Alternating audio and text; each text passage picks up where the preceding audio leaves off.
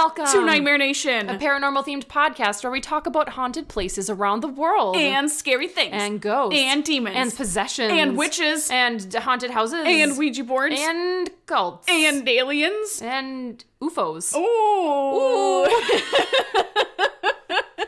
That was a good one today. UFOs. I'm feeling very in the spirit today because Halloween is tomorrow. I'm so freaking excited. I love Halloween so much. I mean, it's not Halloween for you guys tomorrow when you listen to this, but it is for us when we record. Yes. So just go with it. Yeah. Okay. Tis the season for scary things. Tis is. Do you want to know what my plan is for tomorrow? Tell me what your plan is for tomorrow. I'm going to get up at like 7, which is earlier than I've gotten up for work. Are you going to get up at 7 though? I'm going to try because if there's anything to get up for, it's scary movies. Of course it is. And Anders and I are going to watch them literally the entire day. That sounds so great. 7 a.m. to like probably midnight. That's just what scary I want to movies. Do. That's probably what we're going to do with Maddie because she's like obsessed. She's like 8. I love it. She loves scary movies. That's so cool. The last time she was over, she sat through it. The whole thing? Yes, that's a long movie. She watched, we watched it 2. Mm-hmm. Not as good as the first. No, I didn't. It was weird. It was too long. It was like, this character's going to go on their own little journey and then have some jump scares. And then this character goes on their journey. And it was just like 8 totally separate stories with all the same exact kinds of jump scares. Yep. For 2.5 hours. It didn't make any sense. You guys, the first movie was so good. I was so disappointed. But anyway. Yeah. And then she wanted to watch Slender Man, but we couldn't get that one to work. We what else? We watched another one. So she's also told me that she wants to watch Jeepers Creepers. Is she going to be Annabelle for Halloween? She's going to be Annabelle for Halloween. I love Maddie. So she's the coolest 8-year-old I have ever met. Like, I am going to attempt some Annabelle makeup on her tomorrow. Sweet. We'll see how that goes. I have to put makeup on Anders tonight because we decided for Halloween we're going to be Edward and Bella from Twilight. Because basically, are you going to make him sparkle? No. Oh. I'm just going to paint his face slightly more pale than it already is. And we decided to do this because it literally requires nothing more than like putting on our street clothes and then making him look slightly like a vampire. There you go. And then I'll just like curl my hair and have it be brown and I'll look like Bella, I guess. Perfect. So I'm like, that is the easiest Halloween costume ever. We don't have to buy anything other than a freaking like $4 vampire makeup kit with plastic teeth in it from Target. So that sounds awesome. Yeah. Ben and I are going to wear Jason masks when we take Maddie out tomorrow. Where are you getting said masks? We actually already have them because my coworker Joy got married a couple weeks ago. And Dale, he bought Jason masks and then some other masks as well for us to wear at her wedding. So we have a picture. She has a picture of all of us together at the reception wearing the masks. Is she obsessed with Friday the 13th or something? No, not at all. He just bought them because he thought it would be funny to have us all wear masks. To like crash her wedding. I was like, is there a reason for the mask? There is not a reason. Just because. Yes. All right, because well, that's fun. We're a party group. And You're a party group? We're a party group. Party group. And after her ceremony, we were all in the parking lot. And Laura, she busts open her trunk, has some plastic champagne glasses, hands them out to everybody. Oh, hell yeah. And started giving us all Mai Tais in the parking lot. I remember you telling me about that. I was like, so how's the wedding? You're like, well, we got drunk in the parking lot. I'm like, so that's a good wedding then. Yes. That's pretty solid. It was perfect. That's awesome. It was so much fun. Yeah, so I'm excited for Halloween tomorrow. I think we're going to carve pumpkins while we watch movies too. Nice. In fact, there's been a number, basically every night I'm like, want to watch a scary movie? And Anders is like, no, we have to save all of the good ones that we find for Halloween because we're having a marathon. We need enough movies to watch. I'm like, fine. And all week I'm like, plenty of them, okay? There's just not that many good ones. There really isn't. I'm like, damn it, I want to watch a scary movie this week, but we need to save it for Saturday. So there was one scary movie I watched yesterday.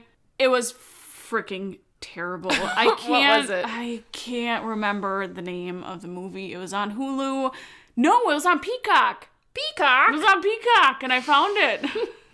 They stole Parks and Rec. I can never support them. They took it from me off of Netflix. It's NBC's streaming service now. Those bastards. I just can't forgive them for taking Parks and Rec off of Netflix. They're going to be taking The Office off of Netflix, too. I thought that was happening at the same time as Parks and Rec. I thought so, too, but I think it's at the end of the year now. Bitches. But it was terrible. It was like a Halloween-themed movie. Oh, it was, Don't Knock? Don't Knock Twice? Don't know. Because we started a movie called Don't Knock Twice at one point, and it was the worst. We didn't finish it. It was so bad. Is it, It was a horror movie. Never Knock. Never Knock. Never Knock. Oh, Never Knock. Never Knock is what it is, okay? Okay. So there's an urban legend surrounding this specific house where you can't go up and knock on the door, because if you knock on the door, then creatures are going to come out and essentially kill you. This already sounds so stupidly cliche. Friggin' terrible. Okay. I kind of was watching it, but not really. And these kids decided that they thought it would be cool to go up and knock on the door, and then things start happening to them. No and way. They start like hallucinating different things. These two girls were in a maze, and all of a sudden one girl starts freaking out because she's seeing flames, and the other girl's like, I don't see any flames, what's going on? And then the other girl sees like this weird, creepy, like burnt creature crawling towards them that's on fire. And then they had flashbacks to a car that was on fire, and they were like dying in this car, and then they were running away, and then it changes to this other guy who's out trick-or-treating and comes up to this family and was like, help me, something's happening. And then all of a sudden they turn around and they got like blood gushing out of all of their orifices on their face. God. He's like, I can't do this. And then he runs off, and at that point I was like, I'm done. Guys, this is be dumb. more creative. The freaking like, right? Ooh, urban legend, teenagers who don't believe in it, and then we're do gonna thing. Be cool. And then never in any movie ever has like something bad not happened to them afterwards. Like, come on, it's so cliche. Yep. We actually went to the movie theater on Tuesday. Oh, look at you! We were one of two people. Oh, so it was like me and Anders, and then one other couple. Such who were social distancing in that theater. It was like then the ultimate social distancing. Freaking, we might as well have paid to rent out the whole place to ourselves. It was kind of awesome. But we went to see a movie called The Empty Man. Which, it, like, totally, like, I feel like movies who are coming out in theaters now don't even, like, get advertising because it's just, like, there's, like, nothing getting released into theaters. By the way, guys, go see a movie in your local theater. Like, support them, please, so they don't all shut down permanently forever. Like, go see whatever's available because they're all gonna close and it's sad. So, anyway, we went and saw The Empty Man on Tuesday, and it kind of started out like the cliche urban legend thing, and I was kind of like rolling my eyes already because it was about this person called the Empty Man, where if you're on a bridge after dark and you find an empty bottle and you blow on it, it summons the Empty Man, and like on the first day you hear him, and on the second day you see him, and I was like, this is gonna be so fucking dumb.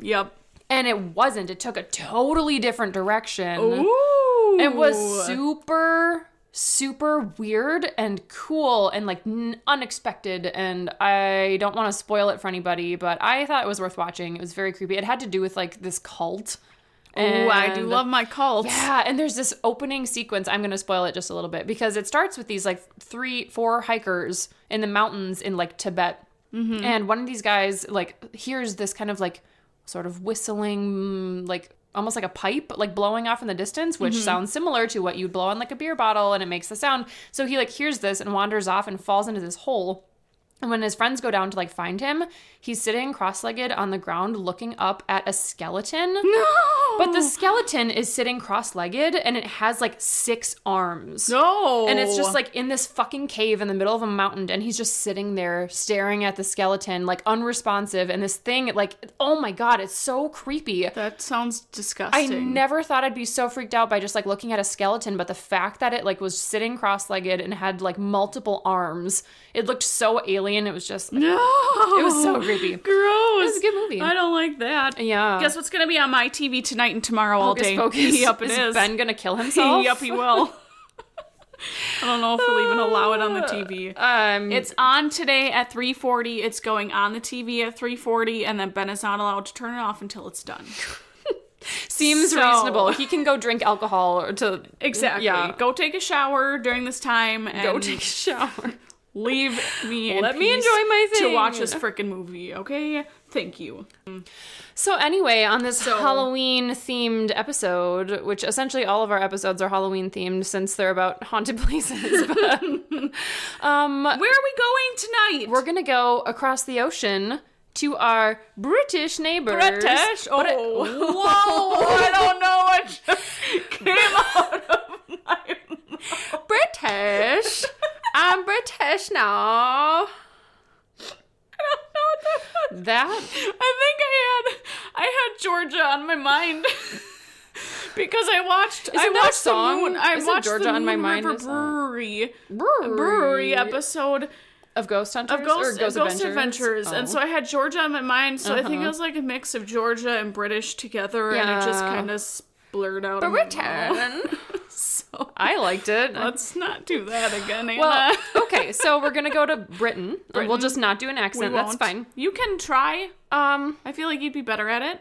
Now I'm panicking because I'm on the spot. I feel like under normal circumstances I could probably do a halfway decent one, and now I'm just like, what do they sound like? I don't know. I'm like afraid it's gonna be Australian or something. I can't do it. Okay, anyways. British. That was me being a fancy tea-drinking English lady. So fancy. So fancy. So anyway, we're going to Britain, and we're going to the Ancient Ram Inn. Ancient Ram Inn. Which is a uniquely historic and ancient-looking inn, which also happens to be the oldest building in Wotton-under-Edge, which is a small village in England, about 40 minutes from Bristol. Oh, it's such a cute little building. Wotton-under-Edge. Separated by hyphens. Isn't that cute? Oh, let's go live there. It makes me think of like, I live in Wotton-under-Edge, and you're like, oh, I live in Prairie Under the Hill. Like something like super cute and quaint and like small towny. I just think it's adorable. It is a really cute building. It's like the cutest little town. I kind of want to move there. But we probably shouldn't. Okay. Because... well, we can move there, just not to the inn. No, not to the inn, to the town. Yes. We'll, like, walk by the inn and be like, what's up? Yep, and then not go in. Yeah, because she real haunted. Mm-hmm. So, my sources are travelchannel.com, travelawaits.com, thebohemianblog.com, and Wikipedia. Thank you. By the way, I'm Annie. Hello. Hey, I'm Anna. Hey. It's us. We did pretty good. We're here. Only got a few minutes into the content before I remembered. So the ancient Ram Inn is known as one of the most unique properties in the region and has its fair share of strange history, as well as a number of unique residents. So, long before the building's construction, its story begins in the low-lying wetlands near Potter's Pond. Oh, I bet Harry Potter lived there. Probably. Yeah. Or someone who made pottery. Yeah. One of those two. Something like that. This land sits on the intersection of two ley lines. So ley lines are essentially like areas that people believe contain significant spiritual energy because they are like straight lines that can be drawn between various like historic and like spiritual structures, and they essentially they're believed to be the like spiritual connecting points of all these like places all around the globe. So like Stonehenge is one of like the most spiritual and mysterious places in England, and one of the ley lines connects Stonehenge to the Ancient Ram Inn, or at least the Ancient Ram Inn lies on one of those lines, which I think is cool. I like the concept that like all these spiritual places around the world are actually connected somehow by this like grid that no one can see. That's pretty sweet. So I had like not heard of ley lines before, and I was like, what the hell is that? This is so cool. I looked it up, I'm like, that's a really cool concept, and it kind of makes me happy of like the idea that everything is sort of interconnected. So it is. Yeah, so those lines can be traced to Stonehenge, which is pretty cool. Yeah, it is. So the building that stands today was constructed in 1145, so it's like freaking real old as hell. That's like as old as Edinburgh Castle, which is crazy. That's ridiculous. Yeah, and it's still like standing, which blows my mind. Like how has it not fallen down? But I mean, to be fair, it kind of looks like it's going to fall down at any second. It really does. She's looking a bit old. She's like buckling. Like the walls are like curved. And inside is not super up to date either. No, it's a little ramshackle looking. Yeah. But she's like 800 years old. So give her a break. Okay. Give her a break. It's okay. So the building was constructed as the home for slaves, masons, and other workers who were building the nearby St. Mary's Church. which is a pretty significant church in the community. So streams on the grounds had to be diverted around the church's site, which, according to many, opened up a portal for the dark energy once used in rituals performed by pagans in the area. No, thank you. Which is cool because I feel like we've talked a lot about like ancient Native American burial grounds, but we haven't. Yeah. Hey, I said like burial without something weird. I didn't say burial. Burial ground. Look at you go. And I didn't like stumble over it, and then I got so excited I had to interrupt myself. It's an exciting time. Okay, we have to celebrate these because we have too many mix-ups. Small wins. Yeah. Okay, small wins. Exactly. Thank you. I'm excited. So you should be. But so I feel like we haven't really talked that much about like old pagan like demon worship or like other pagan entities. I feel like we need to because I find that extremely fascinating and I don't know that much about it either. Well, there's such a wealth of like all the different spirits and how paganism is actually connected to so much like things in Christianity that people don't know it actually derived from paganism. And I just, the whole idea is so cool to me that there's these like ancient gods that were worshipped by like cultures older than any we can understand. And like I want to know everything about them. So cool. That's so cool. Let's do an episode on it. Let's be pagans. Maybe not. Oh, darn. Maybe not. Yeah, that's right. You're Catholic. Shit, I forgot. So sorry. It's cool. I'll have a pagan party by myself. Just kidding, you guys. I'm not going to be a pagan. I don't want to go to your pagan party. Why? Because we'll drink the blood of animal sacrifices. I don't want to do that. You don't? Disgusting. Oh, I think it sounds fun. You guys, I'm joking. I'm not actually pagan. She actually is. Not going to drink animal blood. She will. Okay. Don't believe a word she says. I'm a liar. Okay, where were we? Okay, pagan rituals. So after the Masons and other workers moved out of the home, the house became home of a priest in 1154 who was the first ever recorded vicar of St. Mary's Church, a man... I will get there in a moment. Good. I got you. So a man named Jarinus. It's like your highness. Jarinus, your highness. So in Roman Catholicism, vicars are representatives or deputies of a bishop. And in the Episcopal Church, they're just essentially a member of the clergy who are in charge of a particular chapel. So they're like priestly figure people. And he was the first one recorded for that church. So he lived in the house for a little bit. There's no later records of any other vicars or other reverends living in the inn. So it's believed that the local town vicarage, which is a residence for vicars. I had never seen that word before. Whoa, apparently, that's weird. It's just like a little living place for the vicars in the town. Okay. So essentially they think that must have been built around the same time because no other vicars ended up living in the inn. So they went and lived in their own special designated housing unit. So I know, it's fascinating, the history of vicarages in Wotton-under-Edge, England. So many new words. It all sounds foreign. So foreign to me. It's like not natural at all. Yep. So later the building was made into an inn and a public house. I don't really know what that means. I feel like I've heard that before. Is that kind of like a homeless shelter? You said a public house? Yeah. I want to say it's like a... Like the old version of like low-income housing or something. Whorehouse. Oh! For prostitutes. Public house definition. Oh, just a tavern. Oh, that makes sense. I was really wrong. Not a whorehouse. Not a whorehouse. It is a pub. A pub. Okay. A public house. Is it a pub? A little pub. Is that where the word pub comes from? I guess Short for public house? I didn't know that. What the fuck?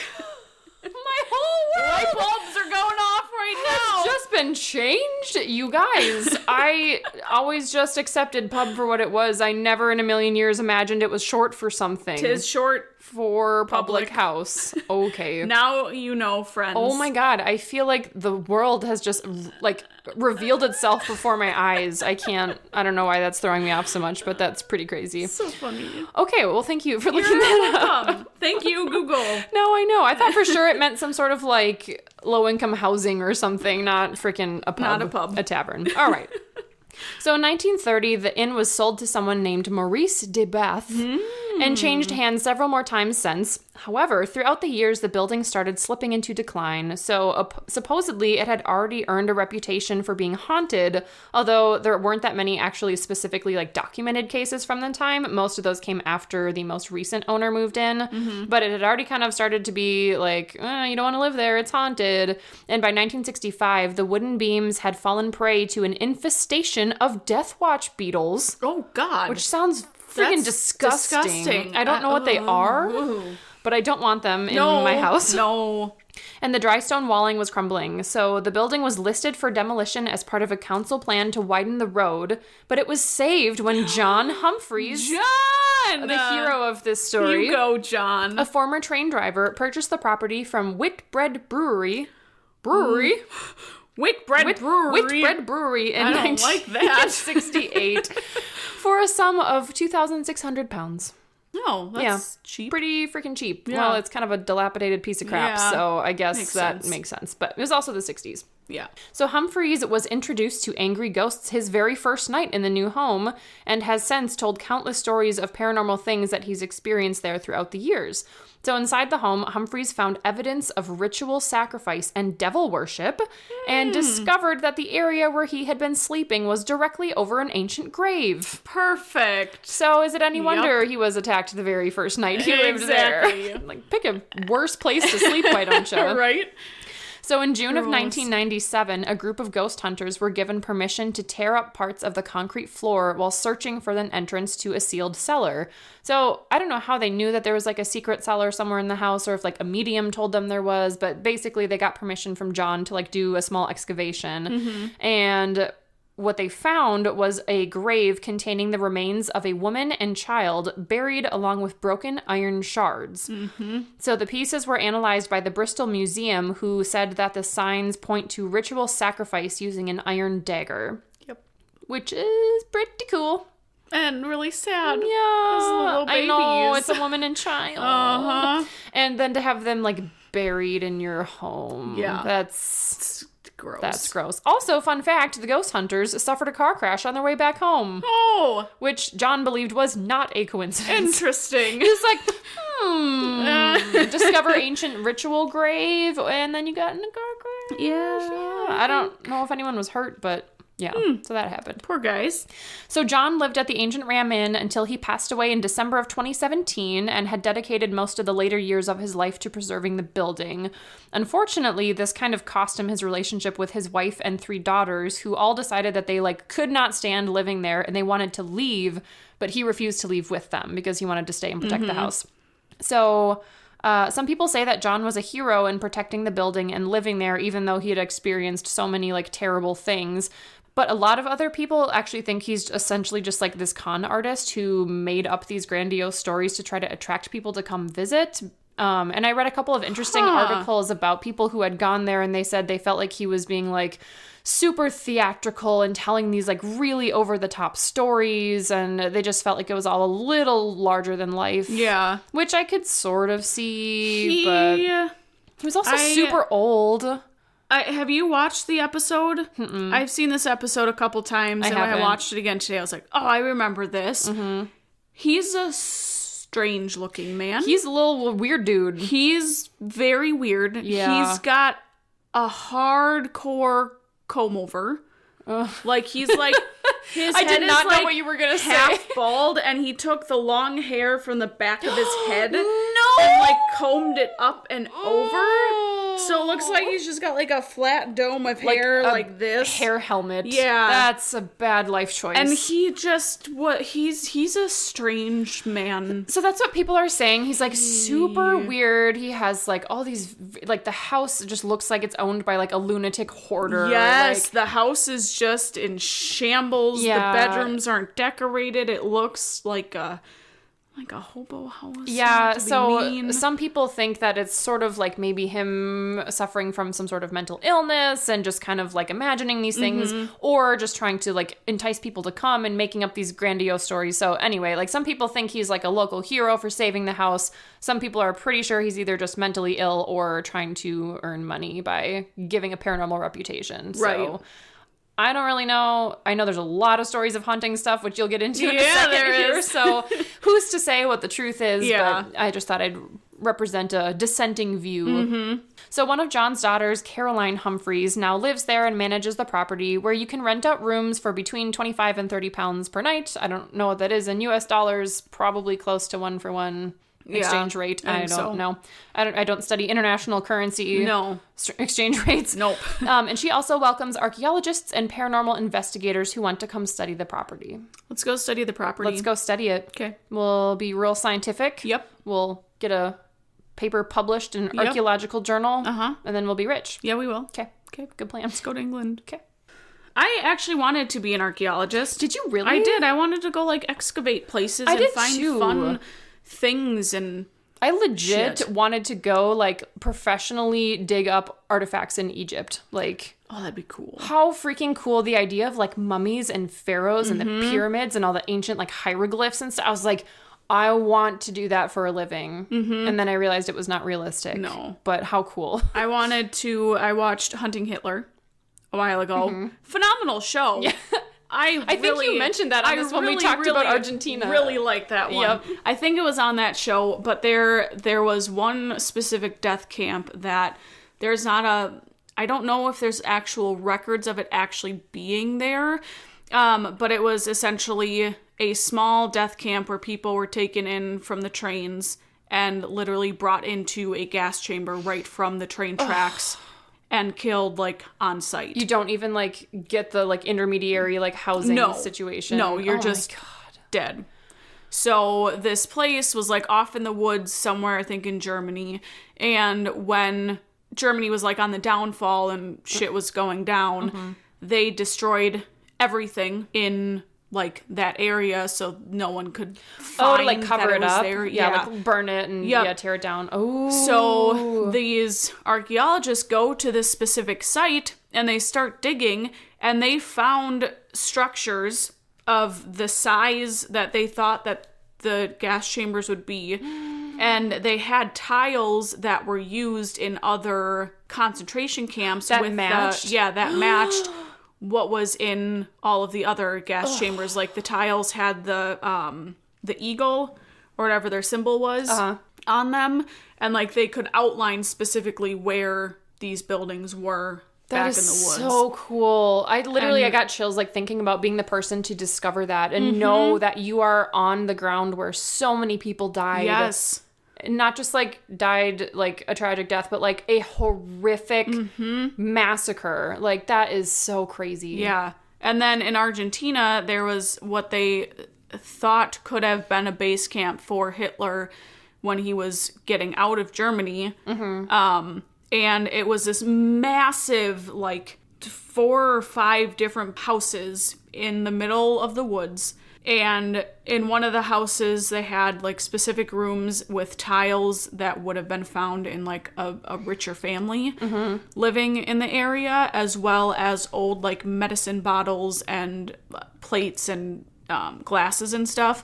But a lot of the medication is what Hitler had to use because he had some medical problems, I think. And they explained it. I don't remember everything that it was, but some of those medication bottles were specific to what Hitler was being treated for. That's and, so like, they cool. found all sorts of stuff, and it was the coolest thing. It really makes you think. Yeah. I mean, this is why, like, this is totally unrelated, but this is why I want to, like, part of me wants to buy an old house. Like, on the one hand, I don't, because I don't want to know about any horrible things that may have happened 100 years ago in my house, but I want to buy an old house and, like, find some really cool, like, artifact stuck in the walls from, like, 200 years ago and be like, oh my god, like, It's so cool. It's so cool. Because it's just, like, stuck in time right there. Yes, just, like, in a vacuum, like, undisturbed. I just think that's so cool. Yep. Anders' parents just gave us some old coins that his grandpa had collected, and he had a penny, an Irish penny from, like, 1700. That's cool. It's freaking, the thing is 300 years old. It's ridiculous. A freaking Irish penny. I was like, that is cool. That's so neat. I don't know what I'm going to do with it, but it's cool.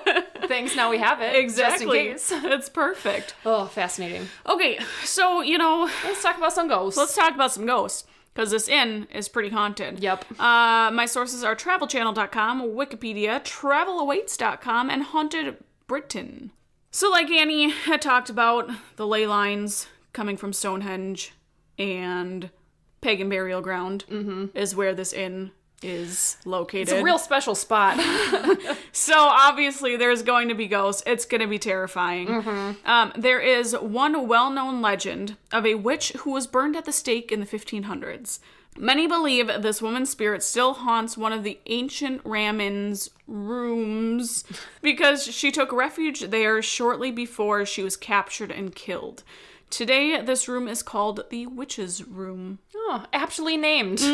Exactly. Very clever. So she tried to escape from getting burned at the stake, and then they found her anyways and still killed her. So that's cool. She should have hid better, I guess. Pretty much. Sorry. So there are many other spirits that haunt the inn. One is of the former innkeeper's daughter, and she was hanged in the attic and is said to haunt the inn. Why was she hanged in the attic? I don't know. I didn't get any information as to why or how, if she did it, if someone came in and hanged her. Also a witch. Well, I bet she probably was a witch. She's a witch. Just burn her. Or hang her. Or, it's fine. Many report often hearing the sound of something heavy being dragged across the floor when they're below the attic. Ew. I don't like that at all.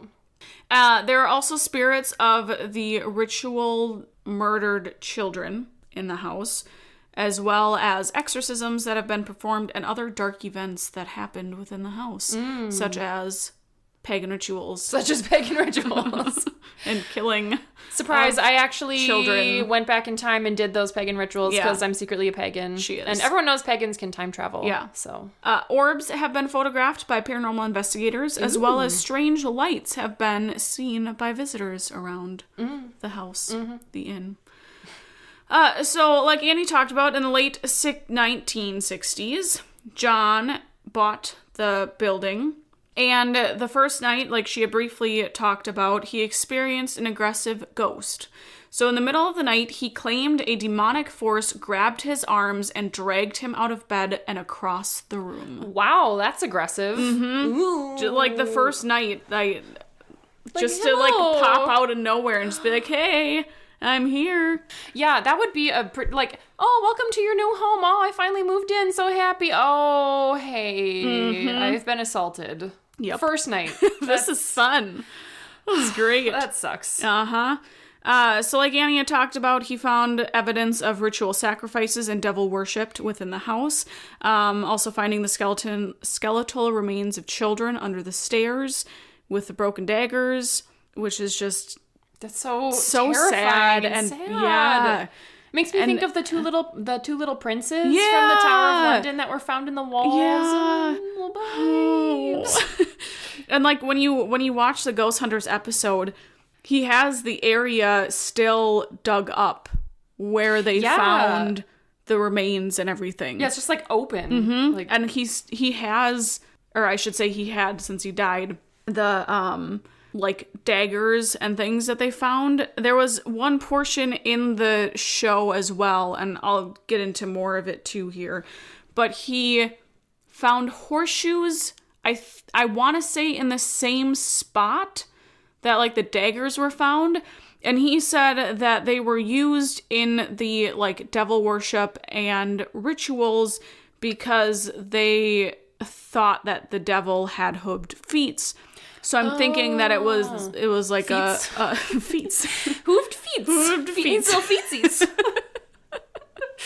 So they use like these horseshoes as like a gift to Interesting. the devil.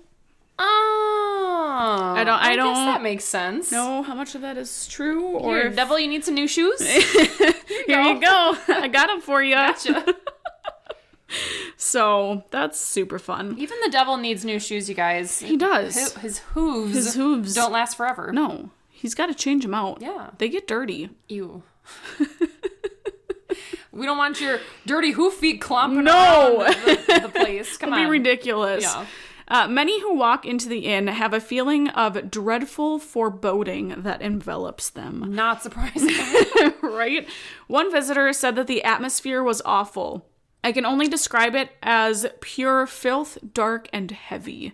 Oh. So just dark, dank, and ick. I mean, the place is also kind of dark and dank and filthy, so really is. That's kind of just a reality of the house. Yep. But I can see where it might also be supernatural. Yeah, that's fine. Yeah.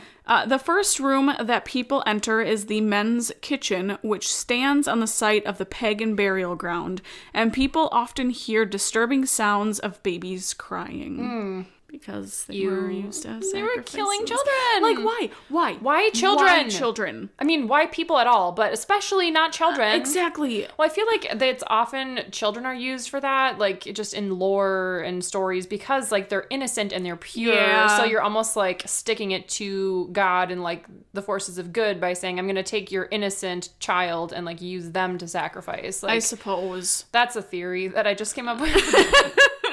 But still. But I feel like that would make sense. I mean, I'd rather you use animals, but I still don't want you to do any sort of ritual to kill them. Just don't kill things. Yeah. You know, if you need a blood sacrifice, just like give Cut a little... your arm or something. Just give a little donation of yourself. That's all you need to do. Someone else's life. Please don't do that, guys. Don't be selfish. Don't kill people. If we hadn't made that clear, we don't condone the killing of people or animals or children. Don't do any of that. Don't do that. Okay? Thank you. People have also been thrown up the staircase by invisible hands. Up the staircase? Up the staircase. So they're walking up and they're just getting shoved up. Launched up like, the let's stairs. go. Time to go. I'm having such a ridiculous mental image for someone getting thrown up the stairs. Not like down the stairs, which I feel like is what you'd expect, but... They're just getting chucked down. I mean, up. Up, down. Up, down. Everywhere in between. Yeah. Thrown sideways. Oh, boy. Diagonally. You never know. Diagonally. You don't know you don't know what the ghost is feeling like that day. Just whatever, whatever mood strikes them. Exactly. There was also a photograph taken in June of 1999 that showed a mysterious white mist about the height of a human ascending the staircase. But not getting thrown up the Not stairs. getting thrown. Okay. It was just nicely drifting. Walking, floating. just hanging out. Graceful-like. Yes. Okay. There is the bishop's room, which is considered the most haunted in the inn. Ooh. This room was where the bishops stayed in the past, and the room is supposedly haunted by spirits of several bishops.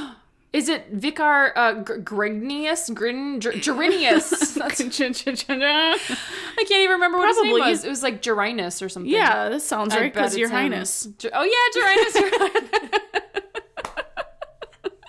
Now I'll never forget his name ever. Exactly. It just works out perfect. I bet it's him. It probably is. Monks, evil spirits, and bishops.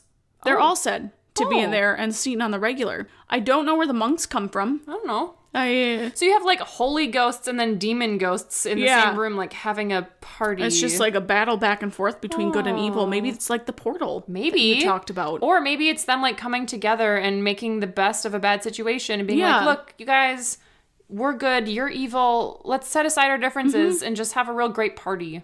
Yeah. Come together. Come together. Right now. In the ancient ramen.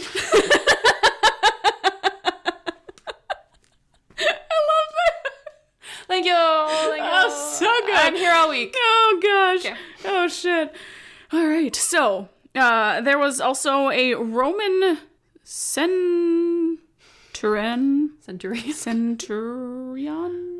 Yeah, sure. Which is a Roman soldier. Okay. So think of like have you seen 300? Yeah, the movie? like Sparta dude with like the little skirty things and like a shield and spear and the helmet. Think of them. Yeah. That's what they look like. I love that movie. Gerard Butler's so hot. He's so hot. I love him. He's so great. Yeah. I had to look up what this was because I had no idea what it was. Oh, so you got it. Yeah.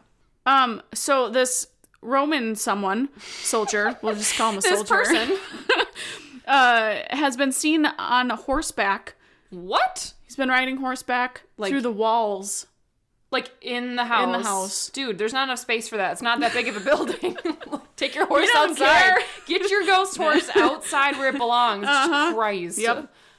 So he's just seen romping around. Where did a Roman soldier come from in the context of this house? I don't know. Apparently plumbers saw him while they were working in the house. Oh. Were they on drugs per se? It's a possibility. Oh, okay. All right. I can't say for certain. Could be drugs. Could be their imagination. Could be a ghost. Could be a ghost. Who knows? I don't know. That's what's so fun about all this. You get to sit and wonder how much of it is truly real and how much of it is bullshit. Exactly. So. It's perfect. Supposedly 10 people who were in this room, in the bishop's room, needed to have exorcisms performed because they were possessed. Oh! This is all according to John. Okay. Yeah. He said. See, this is where the people who are like, really? 10 people needed to get exorcised from sleeping in this bedroom? Like you've been living here for how long and you haven't needed an exorcism? Right. I know. So that's where people kind of like roll their eyes a little bit. But, I mean, could be true. Maybe. I don't know. I don't suppose we can go peruse the like Catholic Church's records of exorcisms. Probably not. And verify that story. Stuff's on like lockdown. Ah, shit. Dang it. Did I tell you? I saw a really interesting movie called The Cleansing Hour. Have we talked about this? I don't think so. So it was a really interesting concept because it was this guy who like claimed, he claimed he was a priest. He was not actually ordained. He was not authorized by the church to do any exorcisms, but he called himself like Father Thomas or something. And he would essentially perform these exorcisms on his like streaming channel. So people could like log in and watch him perform these exorcisms live. And then he would like end with like, oh, the spirit has now been cleansed, blah, blah, blah. And you could buy like Cleansing Hour. The name of his show was called The Cleansing Hour. And you could buy like merchandise or whatever. Turns out all the people he's like doing this to are all just like actors. And it's all like done on a set. Oh. And then one night when he goes to do an exorcism for the show, they find out it's a real possession. And he's like having to essentially go toe-to-toe with this person who is possessed by a demon, and he's never actually performed a real exorcism before because it's all fake. And then you find out at the end of the movie that, like, so the demon who's possessing the person basically said, like, if you cut the feed to the channel, if you, like, shut down the show, if you try to leave, like, I will kill her, the girl he was possessing, and I will kill all of you. So, like, all the, like, number of viewers are, like, racking up because people are like, oh, shit, there's, like, a real exorcism going down. And all the viewers are hopping online. And they find out at the end it's the devil actually, like, the devil himself orchestrated the whole thing.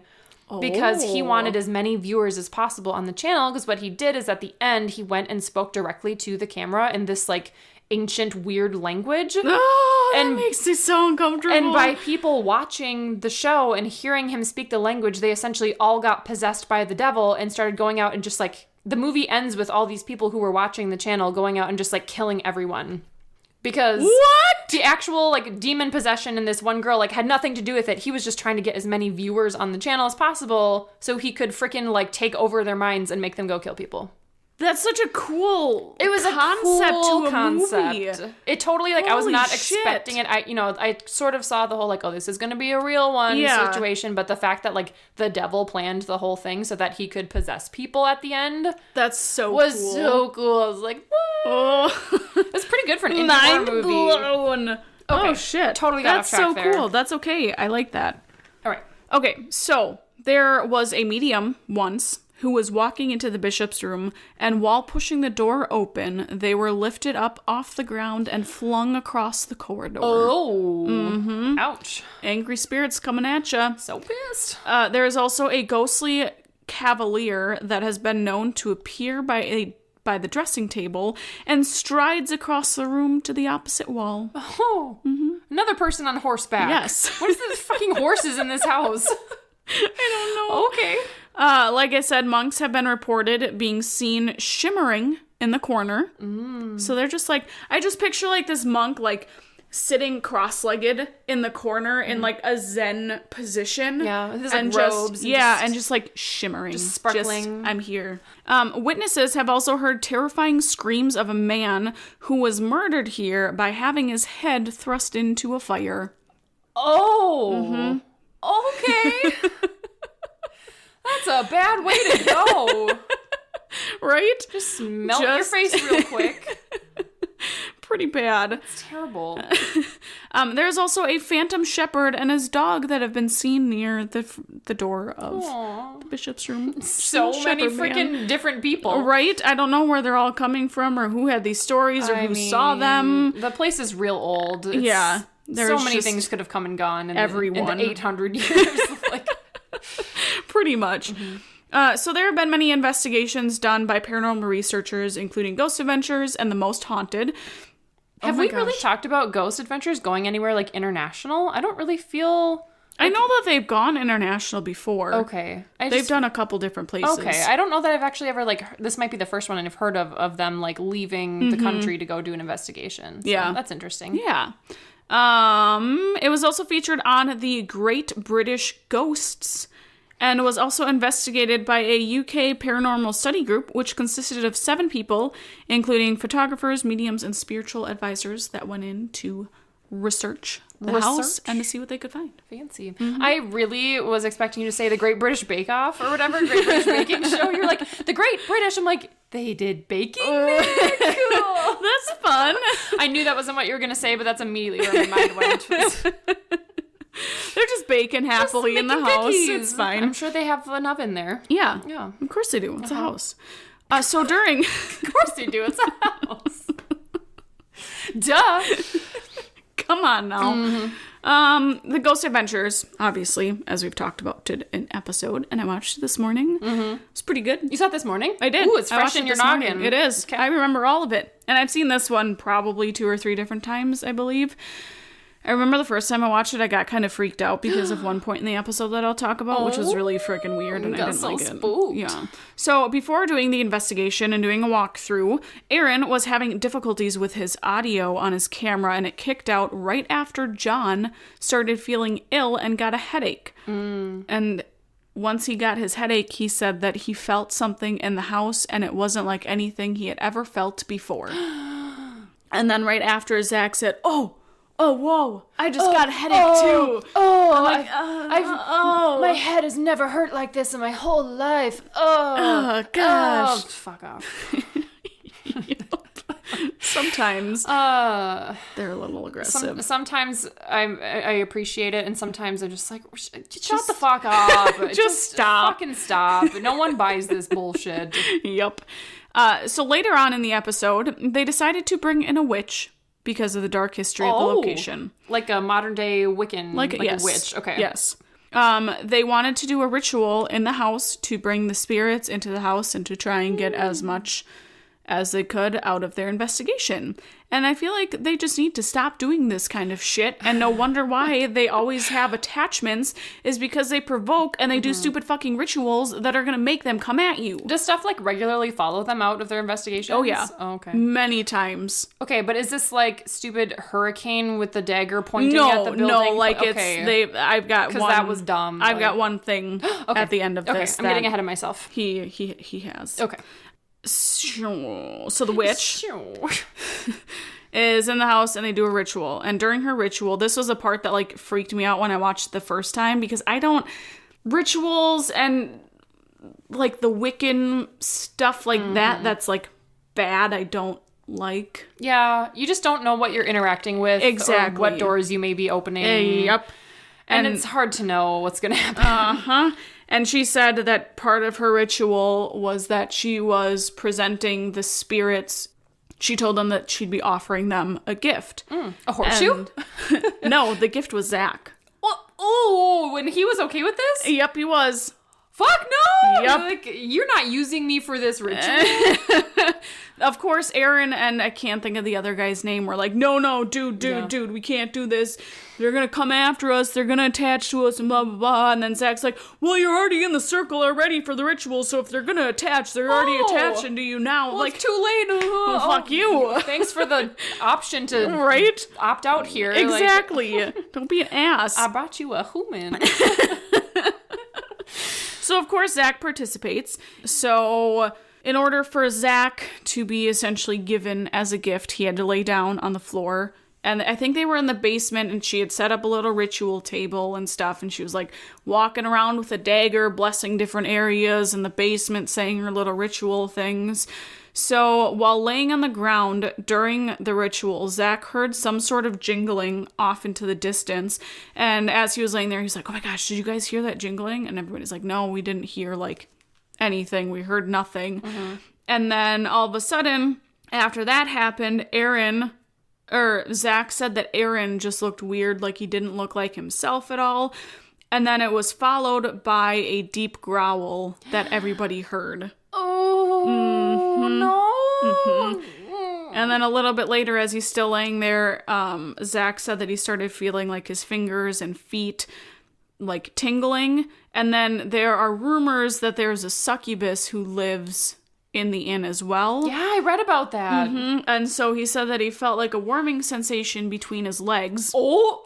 And the witch was like, yep, she's entered you. And Zach's like, she's entered me? What do you mean? She's like, the succubus is with you. She is doing you right now. Okay. Has the succubus entered him, or did he enter the succubus? See what I did there? I gotcha. That's gross. Yep. That's why your crotch feels warm and found a nice home in a demon. Yeah, that's fun. That's disgusting. Okay, sorry. Adult content. Watch out. Yep. Earmuffs. R-rated. After we've talked about it. Yeah, sorry. I'll cut it and put it in front of this segment. While doing their investigation down by the grave where they found the daggers and the bones, they heard knocking in the distance that they had recorded and played it back, and you could distinctly hear it. And then right after, they felt a drop in temperature after the knocking. Then they heard a disembodied voice in the distance, and then upstairs heard a door slam. So this is like that's all like a lot of things consecutive, at once. one after another, that just keeps happening. Yeah. Like they heard a lot of disembodied voices, a lot of like knocks, and just a lot of random stuff. Well, I feel like that would be harder to fake too, to like orchestrate like 6 things in a row happening perfectly in time with each other. I guess if you have like enough people to like make it look, I mean, get everyone in place or whatever. But like, I feel like that would be a little bit harder to like pull off and have it sound authentic. Right. When you're doing that many things back to back to back. That's intense. Yeah. Yeah. And then while they were filming, they were upstairs on the first floor, I believe, by the bishop's room. And Aaron was filming down the hallway, and he caught a shadowy figure that appeared for a second and then disappeared. So when you're watching it, it's just like the quickest like black flash in the corner, and then is there and then gone. Ew. And so I think they thought that it was a succubus who was said to roam the house. Oh. Appearing. She's just looking for dick. Just wandering around. She just wants it. She was ready for it. Wait, come back. I wasn't done with you. So the fun part. This is the fun part. All right. Well, so they are known to have ghosts attached to them. I remember... Got post-episode. Yes. I see. Was it the demon house that we talked about? Where Zach, I think, had something attached to him, and no. Well, isn't that why he burned down the house? He trashed it. Yeah, not burned down, but demolished. It was either him or one of his other camera guys got possessed and was acting super weird, not himself, was punching walls, was talking differently, and it was all because of that house. Yeah. And he got possessed. And I know that there have been other instances and episodes, I can't remember specifically, but they've had different encounters. Yeah, I feel like I remember talking about that because we watched that, or I watched the Demon House documentary or whatever, and they talked about one of the guys just being super weird and aggressive after the fact, so. Yeah. Oh. So the night after lockdown, Zach had a strange dream where there was this lady dressed in black, and she was reaching out and scratching him with sharp nails. And he said that he could feel pressure on his skin, but didn't really think anything of it. So when he woke up the next day, he had 3 scratch marks right on his neck. Shut up! And they have a picture of the scratch marks. Oh. And he's like, yeah, shit. So that happened a couple days after, and then I was fine, but, fuck. That is interesting. I couldn't even imagine be freaking terrifying. Yeah, this is why you don't offer yourself up as a gift to demons. Don't do in it. a ritual. Don't be stupid. I mean, really, like deep down, like 1% of me was just super curious about doing some sort of thing like that just to see what would happen. And then the other 99% of me is like, no, that's stupid. Don't do it. I don't want to be possessed No. by a demon. No. Like, I'm curious, but I will never do it. No, never. It's not nope. smart. Nope. I will just leave it up to the books and movies to tell me about it. Right. So Exactly. that's all I care about. We just get to witness other people's stupidity. Yes, exactly. So that is the ancient Ramin, friends. There she is. She is quite ancient. She is haunted. And she's haunted. So, As we've clearly demonstrated. yes. That was a lot of haunting stories. I know. I was so excited. There's so much stuff. I feel like this is like the first haunting section that I've had that had like a lot of information. You didn't have to hunt to like page 3 of Google. Yeah. It was so great. I was like, oh, this is perfect. You know what else is great? Tell me. We have a story. We have a story. We have a story. Oh, dun, dun, dun, dun, dun, dun. We were not. That was our new We Have a Story song. Yes, it was. It's not going to be the same next time. Yeah, It's nope. going to be different. Yep. Let's hear it. What do we got? So this is from my cousin Alan. He also sent in a couple other stories, I believe. Way back in the past. beginning about hiking around in the woods with demons. in Cato. Yeah. So, Thanks, Alan. he said that he was listening to our last episode, and while listening to Timmy's story, About the dream. yes, it reminded him of something that happened at the memorial service for his grandma's little brother. So his mom's brother. So his great uncle. I don't know. Sure. Because if it's his mom's little brother, it'd be his uncle. So if it's his grandma's little brother, it'd be his great uncle. Right? Yeah. I think. Yeah. Whatever. I don't. Anyways, Whatever. We know who you're talking about. Yeah. So I really think it was more of a coincidence than anything else, but he says my great uncle. Yeah, great uncle. Yeah. I told you. My great uncle was a funny guy who liked to joke around, and when he passed away, a memorial service, not a full funeral, was held for him in a chapel at St. Peter's Church in Maplewood, where I grew up. Well, we both grew up. Oh, yeah. St. Peter's. Yeah, that St. Peter's. So, memorial service was held at St. Peter's Church. So the priest did his thing, and he opened up the service for family to say a few words or to tell a story. And my grandma stood up and told a story from their childhood about how at one Christmas she was decorating the tree and singing a song, and her brother didn't care much for her singing, so he pushed her into the tree. Oh, Jesus. Well, as she wrapped up the story, quite a few cell phones started going off. As it turned out, unbeknownst to everyone, a pretty serious thunderstorm had rolled in, and everyone's cell phones were going off with severe thunderstorm alerts. Once we all realized what was going on, we got a good chuckle out of it, knowing that my great uncle, that would have been something that he would have done if it was in his power to control the phone alerts.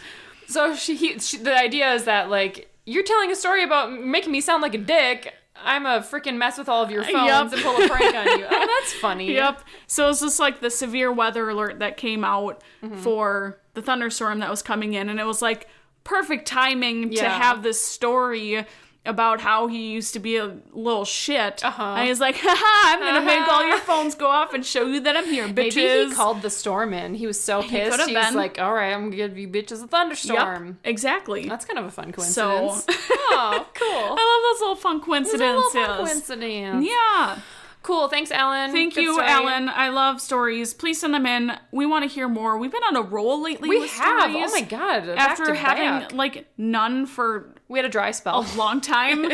So please send them in at nightmarenation19@gmail.com, please. Yeah, or check us out on the Facebook at nightmare_nation19. You got it. And the Instagram at nightmare.nation19. Heck yeah. That's where we also post our amazing craft cocktail called recipes. cocktail called recipes. So I'm bringing you one tonight. whoop. She's basic, but she's delicious. Oh, yeah, It's you tell me. my favorite drink to make in the whole world because it's so easy. And by the way, I've been making a lot of Kentucky Mules lately because they're so good. delicious. Oh my God, they're Oh, so they are good. my favorite. Okay, so we're going with a classic margarita. And Personally, I love this recipe because it has orange liqueur. I like to use triple sec. And I feel like a lot of people don't realize that makes for a really good margarita. I've talked to so many people. Good. I've talked to so many people where I make a margarita for them. Like, what are you putting in there? I'm like, triple sec. And they're like, what? Who makes margaritas with triple sec? I'm like, that's the only way to make a good margarita. Yes. That is like so one good. of the staples in margarita is triple sec. You need 4 things. And like, honestly, when it comes to margaritas, I feel like you can play around with the balance of items a little bit. Oh, absolutely. And it still turns out great. And like, I personally, like, I'm going to give a certain recipe, but I tend to add a little bit more triple sec in mine when I do it, because you just kind of need 4 basic things. You need tequila, simple syrup, again, not sugar, simple syrup, fresh squeezed lime juice, and some sort of orange liqueur. And you can play around and like mix and match like quantities, and it'll probably turn out fine. It's a very forgiving recipe. So this particular recipe is real strong, so pace yourself if you're going for this one, because it is 2 shots of tequila, yes, 3 ounces, 2 ounces of freshly squeezed lime juice, 1 ounce of simple syrup, which again is just equal parts water and sugar. You just boil it and get it to a nice syrupy consistency, and then 1.5 to 1 teaspoon of orange liqueur. So for example, when I make mine, I usually do a little bit less tequila, and I'll do closer to like 1 ounce of triple sec. So I find that the orange flavor is really, really nice, and I prefer to have a little bit less tequila and more orange. So play around with it. It's real delicious. Basically, all you need to do is fill a cocktail shaker with ice, dump all that in, shake it. Don't put ice in first.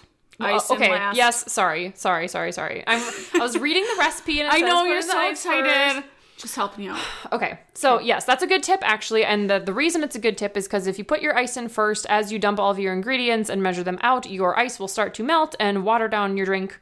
So that's a good tip. Put in all your stuff first, then add your ice and shake, and then strain into a glass and enjoy. You got it. It's so simple. So simple. It's real so easy.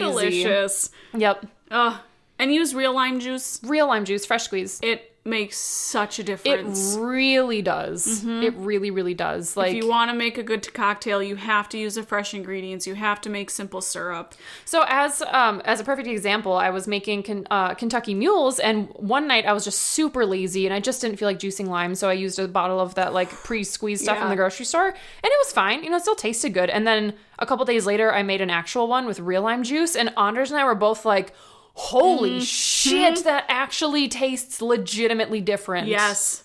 It's amazing what happens when you change your ingredients to actual fresh ingredients and not like the store-bought simple syrup that can stay for months on end. Yeah, don't do that. And the bottled squeeze stuff, because it's been sitting in a bottle for God knows how long. Yeah, and it always, like, for me, tastes like weirdly sweeter. It does. It's like it doesn't sugary. taste good. Like when you use that like bottled lemon juice stuff for cooking, like I always feel like stuff ends up like sweet. And it doesn't. It doesn't. Do you add taste good. sugar to this? Like how? Why is sure it they do. sweet? It's weird. So I'm sure it's to help preserve it. I guess. So yeah. There's your basic marg. It's so good. So good. And what's fun is with those, you could, if you wanted to, you could muddle strawberries, raspberries. Yeah, it's customizable. Yeah. I like to make a spicy one with jalapeno. I want to try It's really so good. bad. I actually had a really great habanero margarita once at a Mexican restaurant that was delicious, and I want to try to replicate it. That but like sounds good. With jalapenos, you just like de-seed a jalapeno and then add a couple slices to your cocktail shaker when you mix it, and then you can like put a couple slices in your glass, and it'll kind of continue to build the heat over time. And it doesn't add like a super jalapeno-y flavor, but it gives you just a little bit of spice, which is actually really good. Sounds delicious. It's delicious. I really want to do a watermelon jalapeno. Yeah. Margarita. Oh, so yummy. Right? Sounds delicious. Yeah. I've done a grapefruit margarita too. Ooh, with some grapefruit juice. Delicious. It's pretty good. It's pretty good. Sounds so good. So that's your craft cocktail call recipe. Craft cocktail call recipe. Your favorites. Yep. So we gave you all the information about how to contact us already, so we can skip that. There it is. So there it is. Don't Talk use to us. Ouija boards, Don't friends. use a Ouija board. Enjoy Halloween. Yeah. You'll be listening to this after Halloween, but I hope you had fun. Heck yeah. Stayed safe. Stay safe. Yep. Don't do rituals and don't that. get COVID. So Until next time, friends. until next time. Bye.